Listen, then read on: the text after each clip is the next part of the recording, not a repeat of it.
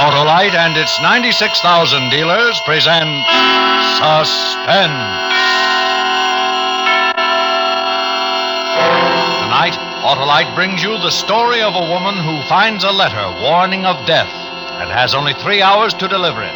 A transcribed tale we call The Death Parade, starring Miss Agnes Moorehead.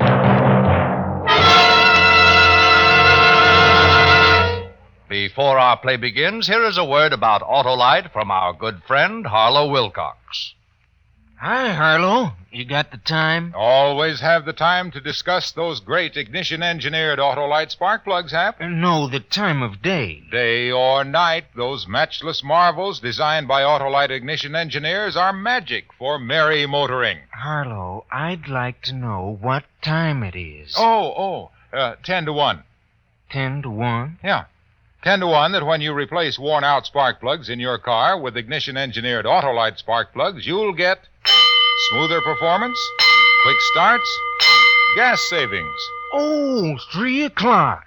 Then your watch is working. With all the precision of Autolite spark plugs, Hap.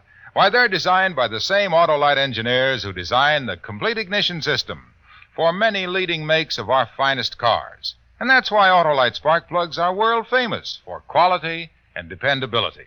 And now, with the Death Parade and the performance of Miss Agnes Moorehead, Autolite hopes once again to keep you in suspense. Some parade, huh? I'll say. Something about a parade. Yeah, you can say that again.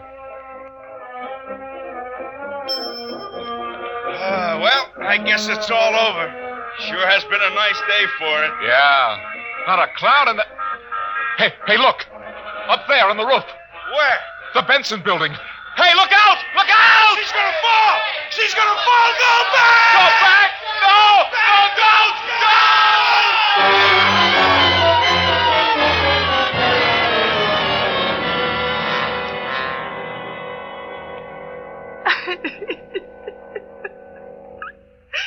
All right, now, Miss Johnson, let's try and talk about this. This girl fell or was pushed off a roof this morning. You say you were the only other person there at the time. I was. I told you. Oh, what do you mean, push? You think that... Oh, can you? I know you're upset. Just take it easy. Upset? I'm nearly out of my mind. I don't see how you can expect me to tell you anything. First you accuse me and now... How can you policemen be so unfeeling? All I was trying to do was just... Oh, it's freezing in here. You've no right to keep me in Here, try some coffee. It'll make you feel better. Now, you've told us you know something about this accident. Something more than we already know. Yes, I do, Lieutenant. I mean, it never would have happened, don't you see? Sure. Well, come on now. This'll help. Well, I'm so nervous. Oh, it spilled. Oh, that's all right. We'll clean it up later. That's how it started. That's how it started this morning, just like that. The coffee, that poor girl wouldn't have died if the coffee hadn't spilled. That's just how it started.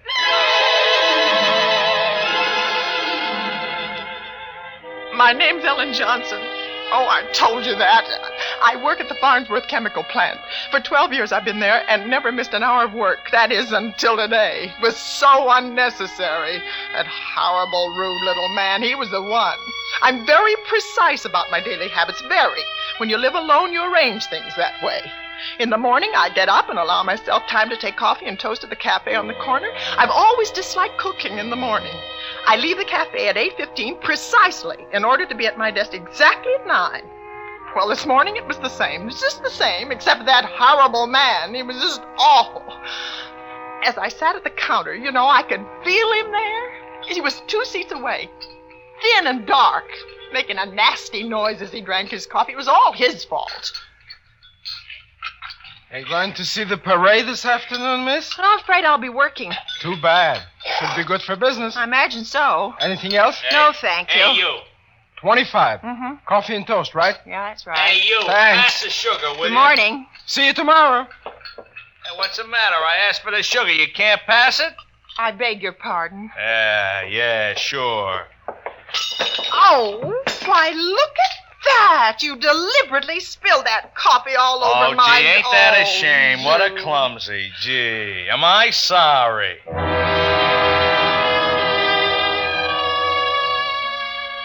He wasn't in the least sorry. He'd done it on purpose. On purpose. I was wearing a gray silk dress and it's probably ruined. And he just stood there and wiped at the stain with his napkin, smiling, his dirty, crooked teeth. I pushed him away and I walked out. I knew I was going to be late because I had to change, so I went home again. Well, if I hadn't gone home, this awful thing might never have happened.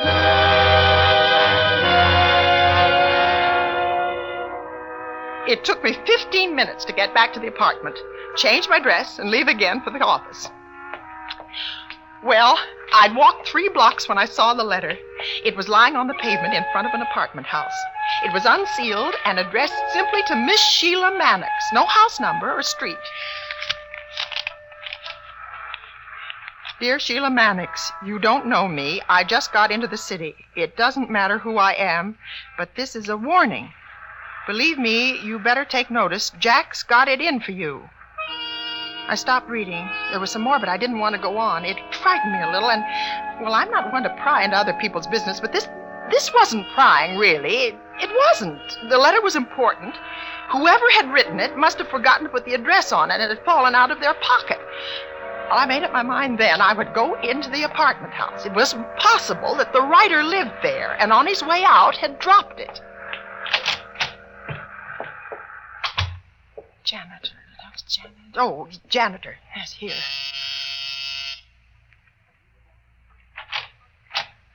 Yeah? Are you the janitor?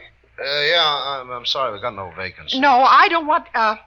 look, this letter, it's not addressed. Do you know the handwriting? I thought maybe you might... Nobody by that name living here. I didn't ask you that. All I want you to do is to tell me if you recognize the handwriting. It might belong to someone living here. Well, how come you opened it? Well, it was lying on the pavement outside. So give it to the mailman. It's important.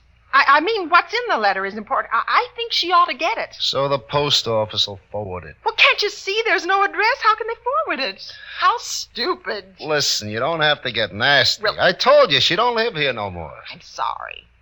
Who doesn't live here anymore? Mannix, she had 2A about 6 months ago. Sheila Mannix lived here? Where did she move to? Can you tell me? No forwarding address. But I must find her. I'm sorry, lady, I can't help.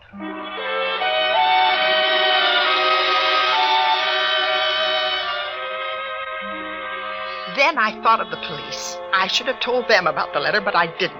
I didn't know what else was in it then. So I went back to my own apartment, and I looked through the telephone book. There were 2 Sheila Mannixes listed.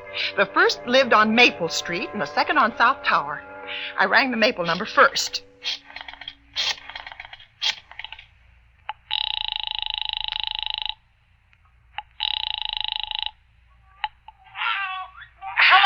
Hello? Is this Miss Sheila Mannix speaking? Mrs. Sheila Mannix, who's this? My name is Ellen Johnson, and I found a letter this morning addressed to Sheila Mannix. Oh, I thought it was important, and I wanted to make sure it got to the right party. That's all right. Who's it from? Well, that's it. I don't know. Well, why don't you open it? Well, I have, but I only read a few lines. Oh. Do you know someone never named mind. Jack? Jack? Yeah, I have a nephew. Well, then perhaps But maybe... he's in Colorado, though. Well, it seems to be some sort of a warning. Warning? Yes. I'm afraid I don't understand. Well, the letter says that Jack has got it in for you. It's a warning from... Oh, well, I'm afraid the letter isn't for me. My Jack is 10 years old. Oh, well, I'm sorry to have troubled you. It's all right. Goodbye.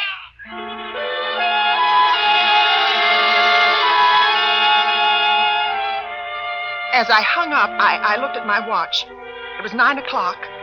There was my job, but I just had... The second Sheila Mannix listed in the directory lived on South Tower. I dialed the number, and I waited.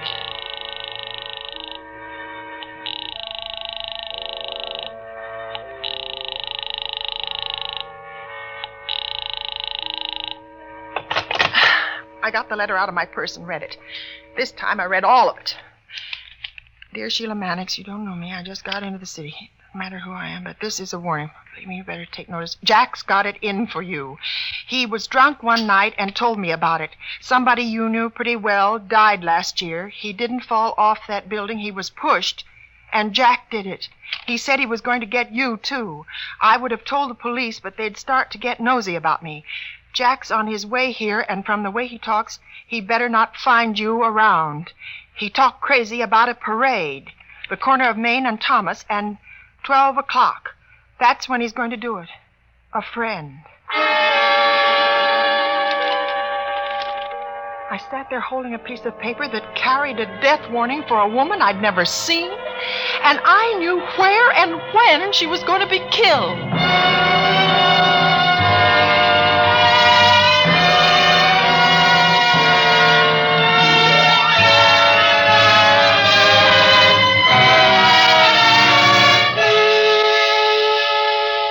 Autolite is bringing you Miss Agnes Moorehead in The Death Parade. Tonight's production in radio's outstanding theater of thrills, Suspense.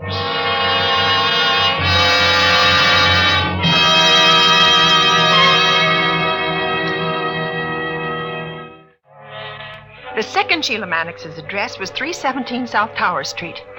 I got my car out, and I drove there. It must have been nearly 9:45 when I drew up outside. It was an old rooming house.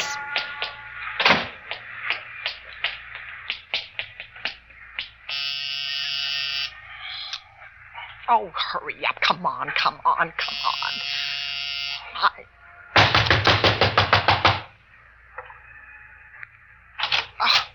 What do you want? I'm very sorry to trouble you. Is your name... You'll have to talk louder. I can't hear you. I'm sorry. I wonder if you could tell me, is your name Sheila Mannix? No, it's not. But the phone book has a Sheila Mannix listed at this address. Oh, it's her phone. She pays for it. Oh. I never have no cause to use it. She does live here then? Yes, she has a room upstairs. What's the matter? Well, does she work? Is she at work now? Well, how should I know? I never ask her where she goes. What's she done? You mean you don't know where she works? Do you know where she lived before she moved here? No. You see, she never says nothing. She's quiet and keeps to herself. But where can I find her? It's important that I learn where she is right away. Well, she'll be home prompt by 7. She Oh. always is, you know. You come back then if you got to see her. Well, 7 will be too late. I've got to find her now before 12. There ain't no use shouting at me, Well, miss. I can't tell you no more than I already have. I'm I don't sorry. know nothing about I'm Sheila sorry. Mannix. Good morning.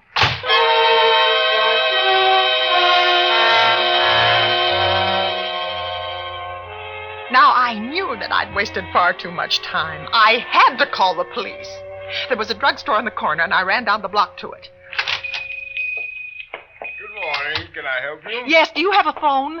One over there, but it's out of order. Oh, then could I use yours? It's an emergency. I'm sorry, I don't have a private I've got to call the police. I've never been mixed up in anything like this before. It's a letter I found this morning, a warning about somebody being killed. Oh, there's a phone in the next store. You can use that. Maybe you know her. She lives down the block. Who? Sheila Mannix. She's the one. At least I think so. Mannix? Uh-huh. Sure. She comes in often to have a prescription filled. Very nice young woman. Do you know anything about her? I mean, where she works? I've got to find her right away. No, Please, it's urgent. I asked her landlady. She didn't know. Well, it seems to me she did mention it once. Think but, you must think, please. Well, now, it was just the other day we were chatting while I filled her prescription. She said something about Was it a work restaurant? in- A cashier, maybe? No. Department store, elevator operator? Hats, clothes, shoes, usher, No. telephone operator, maybe? No, doesn't hit. I'm You're sorry. not thinking. Well, Try listen, to ma'am, think. if I could help you, I would, but... Oh, my.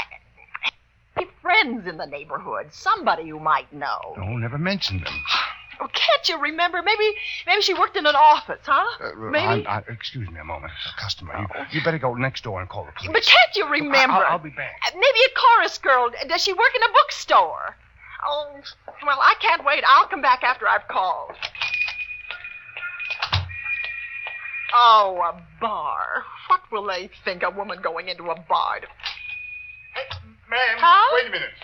Look, I remember. Oh. You said bookstore. It's a book company. Simmons Book and Stationery Corporation. Oh, That was thank it. you, Simmons thank Book you. and Stationery Corporation. Thank you. It's on Main. Yes, I know the place. Thank you very much.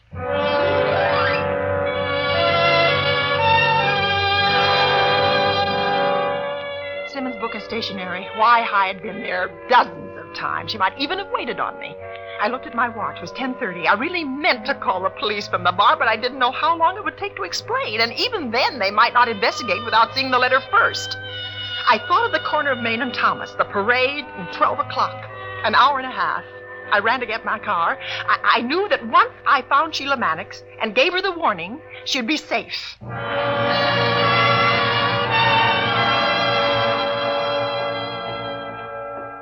Good morning. May I help you? Yes, please. I'd like to speak to Miss Mannix, Miss Sheila Mannix. I understand that she works here. Yes, of course. Is there anything I can help you with? No, thank you. It's personal. Oh, yes. 1 minute, please. I'd found her, and it was going to be all right now. While I waited, I looked at the books lining the walls.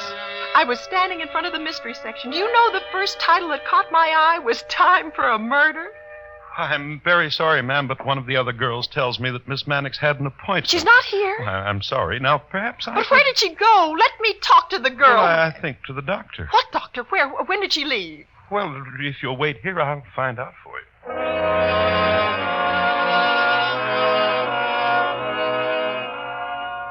I could have cried. It was almost 11 o'clock, and that silly, precious little salesman, he took forever. How long does it take to get in the dress? I started to walk to the back of the store when he came down the aisle toward me. Oh, I'm sorry to have taken so long. A customer on the phone, you know. It's all right. I don't care. Just give me that doctor's address. Oh, yes. I have it right here. Dr. Morton, 101 Flower Street. 101 Flower, Dr. Morton. When did she leave? Oh, I forgot to ask if you'll... No, I'm going there now. Listen, if she comes back, if I miss her, you tell her to stay right here. Don't let her leave the store again until I come back. It's a matter of life and death. Oh, well, all right. Is something wrong? Something wrong. I ran to a telephone booth. I knew that I'd done as much as I could alone to save that poor girl. Police Department, Sergeant Leonard. Please listen carefully. There's a murder going to be committed at 12 o'clock. Who is this? Oh, that doesn't matter. My name's Ellen Johnson. I found a letter in the street this morning. It was to a woman called Mannix, Sheila Mannix. Would you spell that, please? Mannix. Mannix. There's not time for... When did you find the letter? I told you this morning. Oh, what difference does it make? It was at 9, I think.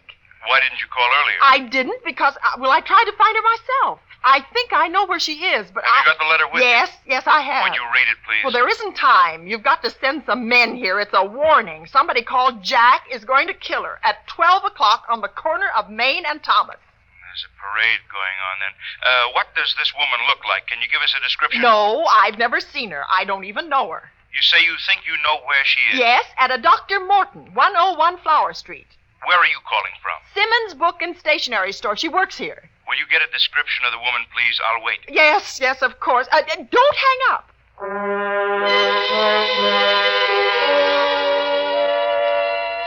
I found the young man again, and he told me what Sheila Mannix looked like. I got back to the phone and told the officer, short, about 5'2", thin, possibly 90 pounds, wearing a brown coat with a brown shoulder strap bag. We'll try to find her, Miss Johnson. Now, please stay there. I'll have an officer come to the store to pick up the letter.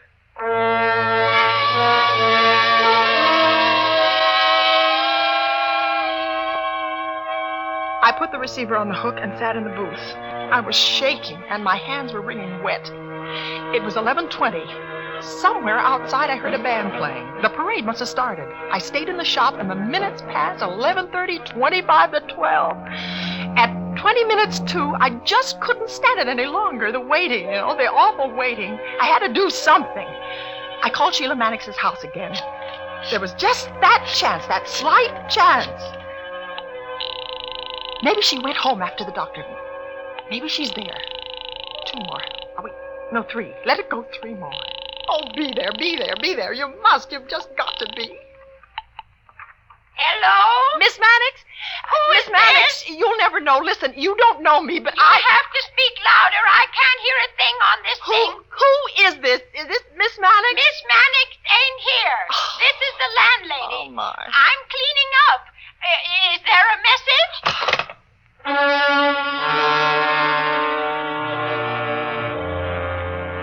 I couldn't stay in that store any longer, so I gave the letter to the salesman and told him to give it to the police when they arrived.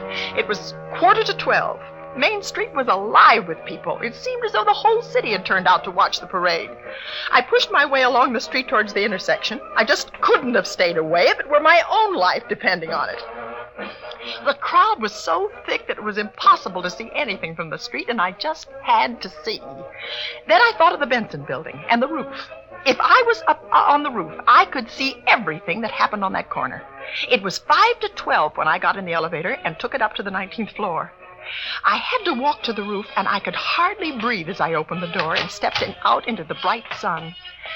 Instinctively, I knew that this was the building. The same building that the man in the letter had been pushed from last year. For a minute, I didn't see anyone. And then, at the corner, standing near the edge, looking down, I saw her. A short woman, quite thin, dressed in a brown coat with a shoulder strap bag. Miss Mannix. You are Miss Mannix, aren't you? I've been looking for you. It's about a man called Jack. He's looking... Oh, it's all right. It's all right. Don't be frightened. Don't be frightened. Don't move back. Don't. The edge. Don't. What's the matter? Get away from there. No, you just... No!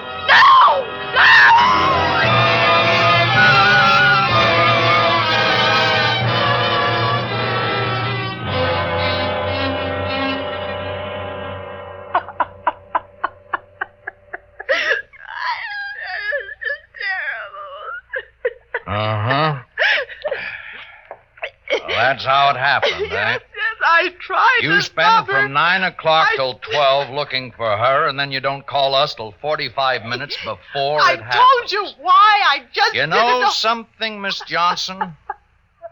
I think you're lying.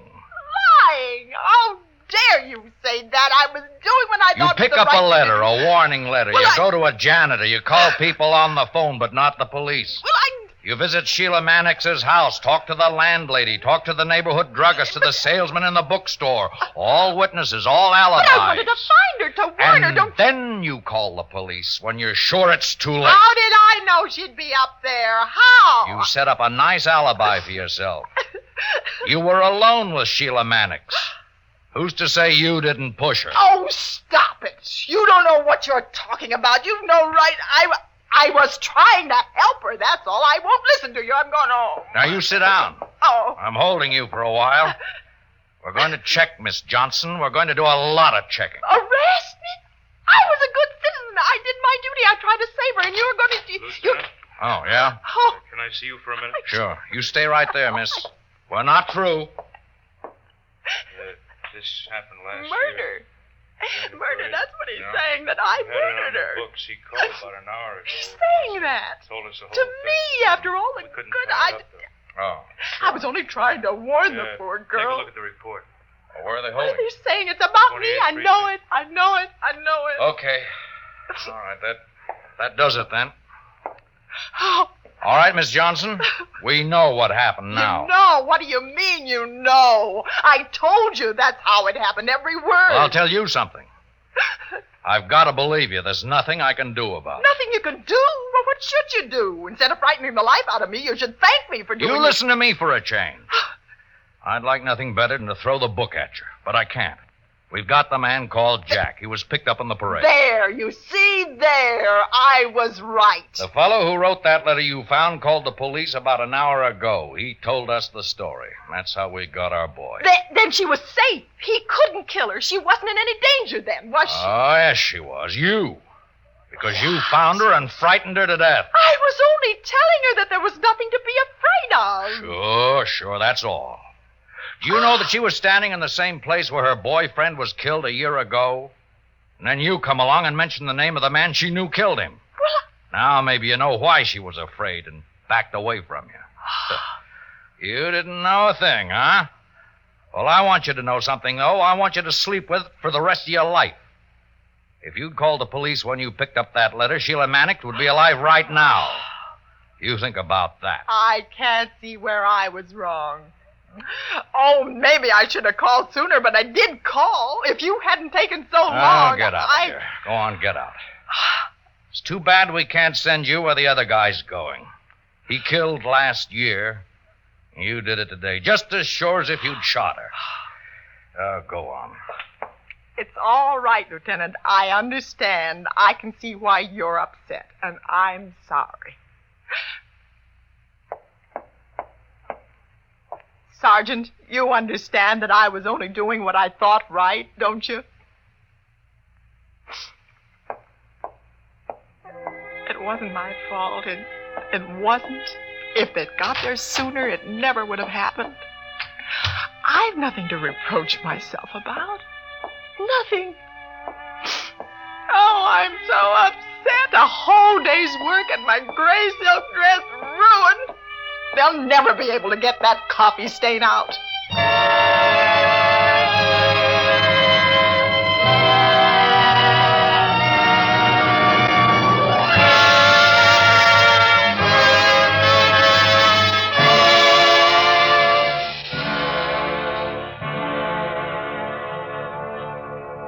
Suspense, presented by Autolite.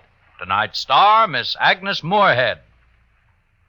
Backward, turn backward, O time in your flight, and give us a minute to talk Autolite. That's a good idea, Hap, but it would take us hours to tell about the more than 400 fine products made by Autolite for cars, trucks, planes, and boats in 28 plants from coast to coast.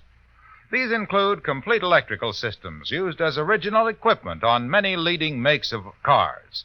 Electric windshield wipers, starting motors, wire and cable, voltage regulators, coils, distributors, generators. All engineered to fit together perfectly, work together perfectly as a part of the Autolite team.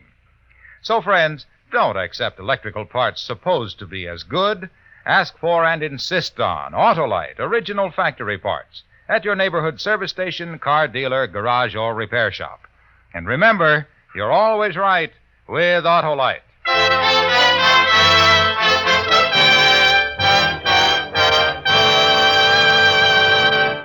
Next week on Suspense, in answer to your many requests, Backseat Driver, repeated for you with its original stars, Fibber McGee and Molly. And during the month of March, you will hear Mr. William Bendix, Mr. Ronald Coleman, and Mr. Jack Carson, all on Suspense. Suspense is produced and directed by Elliott Lewis, with music composed by Lucien Morawek and conducted by Lud Gluskin. Portions of this program were transcribed. Tonight's cast included Joseph Kearns, Jack Crucian, Byron Kane, Shimon Ruskin, Jerry Hausner, Lou Krugman, Jeanette Nolan, Jay Novello, and Lou Merrill. For some interesting backstage pictures of Agnes Moorehead rehearsing for today's suspense play, see the current issue of Quick magazine. The Death Parade was written by Shirley Gordon and adapted for suspense by Anthony Ellis. Agnes Moorehead is currently on tour with Charles Lawton, Charles Boyer, and Sir Cedric Hardwick in the drama quartet presentation of Man and Superman. And remember, next week on Suspense, Fibber McGee and Molly in Backseat Driver.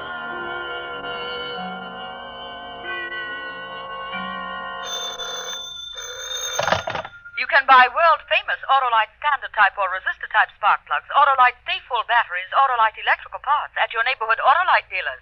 Switch to Autolite. Good night. This is CBS, the Columbia Broadcasting System.